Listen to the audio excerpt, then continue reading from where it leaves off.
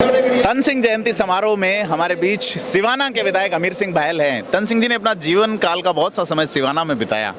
कैसे देखते हैं आप इस आयोजन को और सिवाना की भूमि को? परम श्रद्धेय परम पूज्य आदरणीय तन सिंह साहब की जीवनी जन्म से लगाकर जहाँ तक विराजे वहाँ तक उनकी एक समाज के प्रति समर्पित भाव के साथ में हमारा समाज संस्कार वाहन कैसे बने, संस्कारों में कैसे रहें, इस मामले में एक अनोखी पहल करके एक समाज को सही दशा दिशा जो दी है, इसलिए हम करते ये हैं कि ऐसे जीवन सार्थक करने वाले व्यक्तित्व के धनी की वजह से आज हम यहाँ दिल्ली के स्टेडियम जवाहर स्टेडियम में इतनी तादाद में जो लोग मातृशक्ति से लगाकर सारे पहुँच रहे हैं, इसके लिए ये उनकी देन है और उनका एक।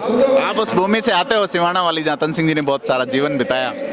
तन सिंह साहब एक महान आत्मा थी और उन्होंने जो समाज के लिए हर छोटे से लगाकर जो आपस में बड़ा और छोटा, राजा और महाराजा, वो भिन्नता मिटाकर क्षत्रिय सारे एक हैं, राजपूत सारे एक हैं, वो भावना दी जो आज भी अपन अग्रसर हो रहे हैं, आगे बढ़ रहे हैं जी। कई सारे राजनेता और भी आ रहे हैं हमारे साथ। पूर्व मंत्री भंवर सिंह जी भाटी हैं, कोलायत से विधायक रहे हैं। कैसे देखते हैं इस इवेंट को साहब? जय संघ शक्ति।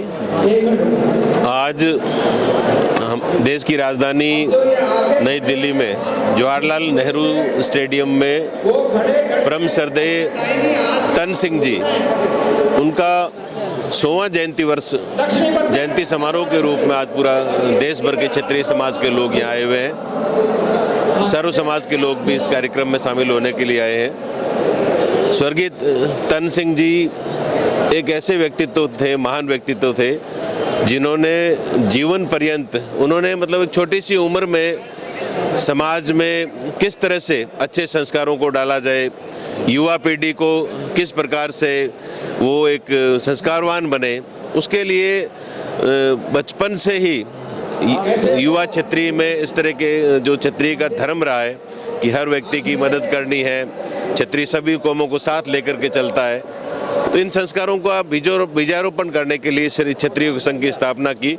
आज लाखों करोड़ों लोग इस संस्थान से जुड़े हुए हैं, क्षत्रिय युवक संघ से जुड़े हुए हैं। आज बहुत ही एक हर्ष का विषय है कि एक बहुत बड़ा आयोजन देश की राजधानी दिल्ली में आयोजित हो रहा है और पूरे देश भर के क्षत्रिय समाज के युवा, महिलाएं, बुजुर्ग सब लोग शामिल हो रहे हैं। और इस अवसर पर मैं कहना चाहूँगा कि ये बहुत अच्छा आयोजन है और इसमें इतनी बड़ी संख्या में जो लोग एकत्रित हुए हैं समाज के लोग, एक अच्छा संदेश जाएगा। और स्वर्गीय तन सिंह जी के जो उपदेश हैं, उनके बताए गए जो संस्कार हैं, उन संस्कारों को हम अपने जीवन में आत्मसात करें, ये संकल्प लेकर के हम लोग। राजनीतिक रूप से कैसे देखते हैं राजपूतों की सीटों की संख्या? कांग्रेस भी कम कर रही है, बीजेपी भी कम कर रही है, लोकसभा में और विधानसभा में भी।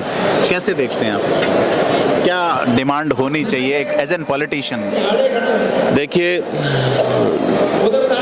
राजपूत समाज कोई एक पार्टी से तो बंधा हुआ नहीं है, सभी पार्टियों में क्षत्रिय, जैसे मैं कांग्रेस में हूँ, बीजेपी में भी है, सभी पार्टियों में क्षत्रिय समाज के लोग आज लीडरशिप में हैं, अग्रणी लोग हैं। तो निश्चित रूप से पूरे देश में क्षत्रिय समाज एक ऐसा समाज है जो एक राज्य तक सीमित नहीं है। देश के हर राज्य में हमारे समाज के लोग, क्षत्रिय समाज के लोग मिलेंगे, बड़ी संख्या में है। तो मैं समझता हूँ कि सभी राजनीतिक पार्टियों को क्षत्रिय समाज की जो भागीदारी है वो जिस प्रकार से कम हो रही है वो कम नहीं होनी चाहिए। और एक तरह से क्षत्रिय न सिर्फ अपनी जाति तक सीमित है, बल्कि वो कई जातियों को, ये गांव में यदि राजपूत का परिवार होता है तो वो सभी जातियों को साथ लेकर हमेशा से चलता है। तो क्षत्रिय समाज को लीडरशिप में मैं समझता हूँ कि उनकी उपेक्षा नहीं होनी चाहिए, बल्कि और ज़्यादा जो प्रतिनिधित्व वो मिलना चाहिए।